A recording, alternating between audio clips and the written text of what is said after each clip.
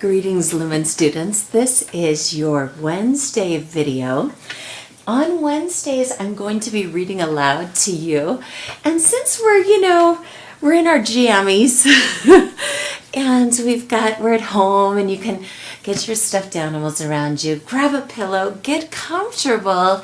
I felt like I needed to do a background that made it seem like school and not just any school. The background that we needed was a junior high school. I'm going to start a book called Wednesday Wars. This book is by Gary Smith and it deals with a middle school or junior high school student. So I want to set the stage. Here we are, we've got the lockers in a row. I think they look kind of colorful. Mine didn't look like that. But let's get started in September at Camilo Junior High. You ready? Wednesday Wars. Of all the kids in the 7th grade at Camilo Junior High, there was one kid that Mrs. Baker hated with a heat whiter than the sun. Me. And let me tell you, it wasn't for anything I'd done. If it had been Doug Swittick that Mrs. Baker hated, it would have made sense. Doug Swittick once made up a list of 410 ways to get a teacher to hate you. It began with spray deodorant in all of her desk drawers. And it got worse as it went along. A whole lot worse. I think that things became illegal around number 167. You don't want to know what number 400 was. And you really don't want to know what number 410 was. But I'll tell you this much. They were the kinds of things that send kids to juvenile detention homes in upstate New York. So far away, you never saw them again. Doug Swittick tried number 6 on Mrs. Sidman last year. It was something about Wrigley's gum and the teacher's water fountain, which was just outside the teacher's lounge, and the Polynesian fruit blend hair coloring that Mrs. Sidman used. It worked, and streams of juice the color of mangoes stained her face for the rest of the day and the next day and the next day until I suppose those skin cells wore off. Doug Swittick was suspended for 2 whole weeks. Just before he left, he said that next year he was going to try number 166 to see how much time that would get him. The day before Doug Swittick came back, our principal reported during morning announcements that Mrs. Sidman had accepted voluntary reassignment to the main administrative office. And we were all supposed to congratulate her on the new post. But it was hard to congratulate her because she almost never peeked out of the main administrative office. Even when she had to be the playground monitor during recess, she mostly kept away from us. If you did get close, she'd whip out a plastic rain hat and put it on. It's hard to congratulate someone who's holding a plastic rain hat over her Polynesian fruit blend colored hair. See, that's the kind of stuff that gets teachers to hate you. But the thing was, I never did any of that stuff. Never. I even stayed as far away from Doug Swittick as I could. So if he did decide to try number 166 on anyone, I wouldn't get blamed for standing nearby. But it didn't matter. Mrs. Baker hated me. And she hated me a whole lot worse than Mrs. Sidman hated Doug Swittick. I knew it on Monday, the first day of 7th grade, when she called the class roll, which told you not only who was in the class, but also where everyone lived. If your last name ended in Berg or Zog or Stein, you lived on the north side. If your last name ended in Ellie or Innie or O, you lived on the south side. Lee Avenue cut right between them, and if you walked out of Camilo Junior High and followed Lee Avenue across Main Street, past McLean's drugstore, Goldman's Best Bakery, and the 5 and 10 cent store, through another block and past the free public library, and down one more block, you'd come to my house, which my father had figured out was right smack in the middle of town. Not on the north side, not on the south side, just somewhere in between. It's the perfect house, he said. But perfect or not, it was hard living in between. Let's think about those names and why they would have been on different sides of town. Think about that for a minute. Berg, Zog, or Stein. What kind of names are those? Ellie, Eni, or O. What kind of names are those? Listen carefully to what the people on the south side and the north side do. Maybe that'll give us some more clues about these two groups, two divisions in town. Okay. But perfect or not, it was hard living in between. On Saturday morning, everyone north of us was at Temple Beth El. Temple Beth El. Okay. So that was a religious organization. Late on Saturday afternoon, everyone south of us was at Mass at St. Albert's, which had gone modern and figured that it didn't need to wake its parishioners up early. But on Sunday morning, early, my family was at St. Andrew Presbyterian Church, listening to Pastor McClellan, who was old enough to have known Moses.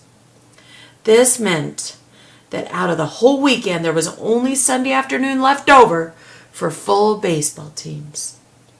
This hadn't been too much of a disaster up until now, but last summer Ben Cummings moved to Connecticut so his father could work in Groton, and Ian McAllister moved to Biloxi so his father could be a chaplain at the base there instead of the pastor at St. Andrews, which is why we ended up with Pastor McClellan, who could have called Isaiah a personal friend too.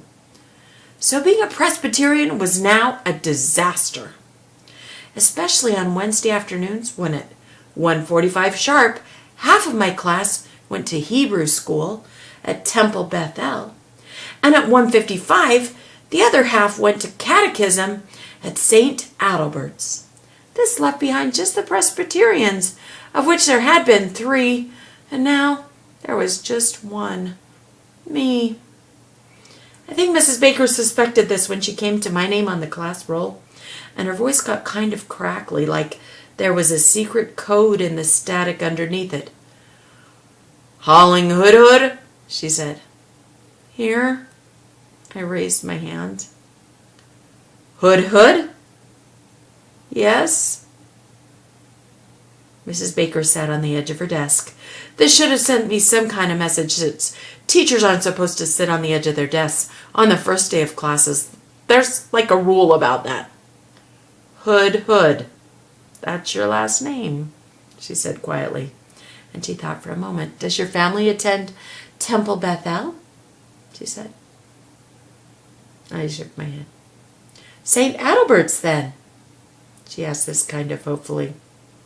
I shook my head again. "So on Wednesday afternoons you attend neither Hebrew school nor catechism?" I nodded. "So, on Wednesday afternoons you're here with me?" "I guess," I said. Mrs. Baker looked hard at me. I think she rolled her eyes. Since the mutilation of guess into an intransitive verb is a crime against the language, perhaps you might wish a full sentence to avoid prosecution. Something such as, "I guess that Wednesday afternoons will be busy after all." That's when I knew that she hated me. This look came over her face like the sun had winked out and was not going to shine again until next June. That was probably the same look that came over my face, since I felt the way you feel just before you throw up, cold, sweaty at the same time. And your stomach's doing things that stomachs aren't supposed to do. And you're wishing, really wishing, that the ham and cheese and broccoli omelet that your mother made for you for the first day of school had been Cheerios like you really wanted, because Cheerios come up a whole lot easier. And not yellow. If Mrs. Baker felt like she was going to throw up too, she didn't show it. She just looked down at the class roll. Mai Tai Huang, she called. And she looked up to find Mai Tai's raised hand and nodded. But before she looked down, Mrs. Baker looked at me again, and this time her eyes really did roll. Then she looked down again at her list. Daniel Hupfer, she called. And she looked up to find Danny's raised hand. And then she turned to look at me again. Marilee Kozlowski, she called. And she found Marilee's hand and looked at me again. She did this every time she looked up to find somebody's hand. She was watching me because she hated my guts.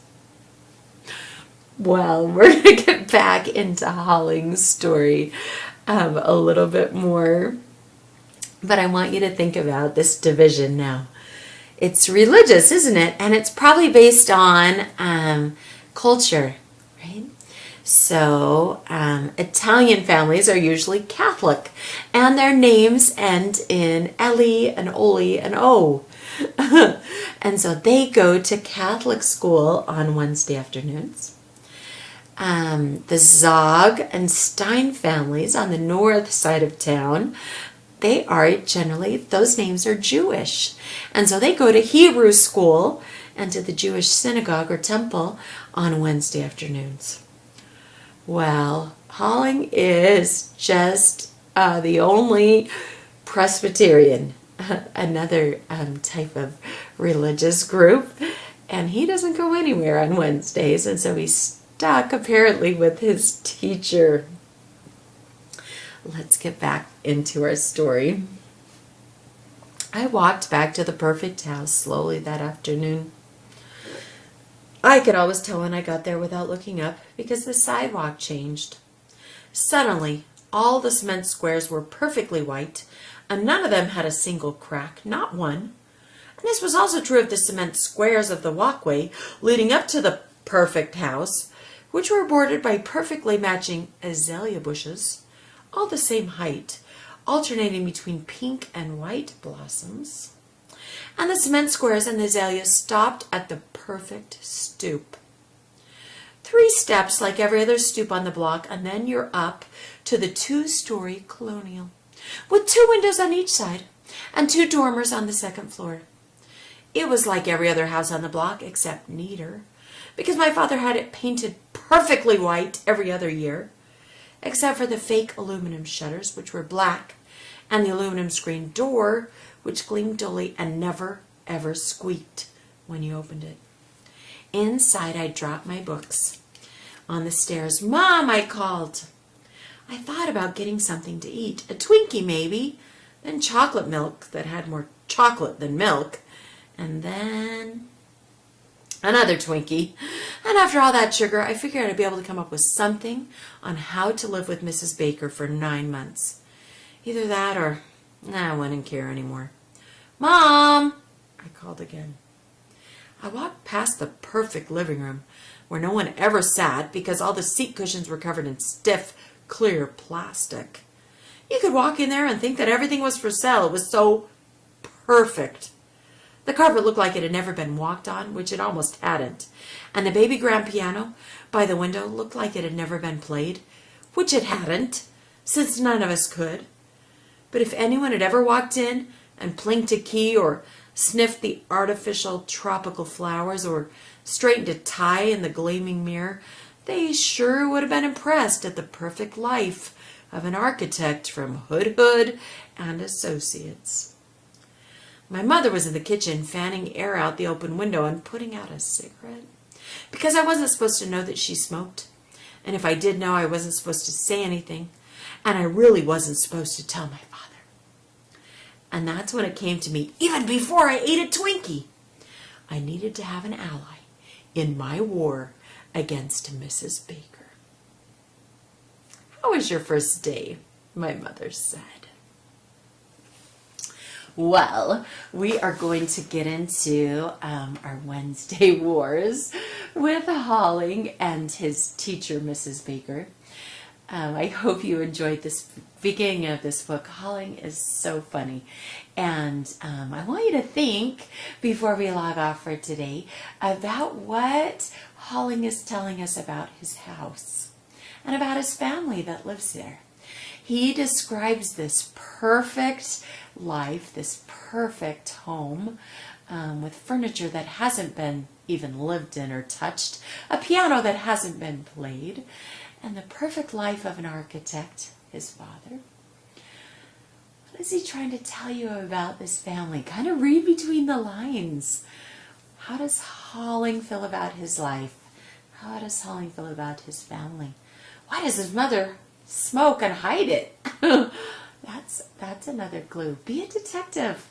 If you were to walk into Hauling's home, what would you surmise about this family?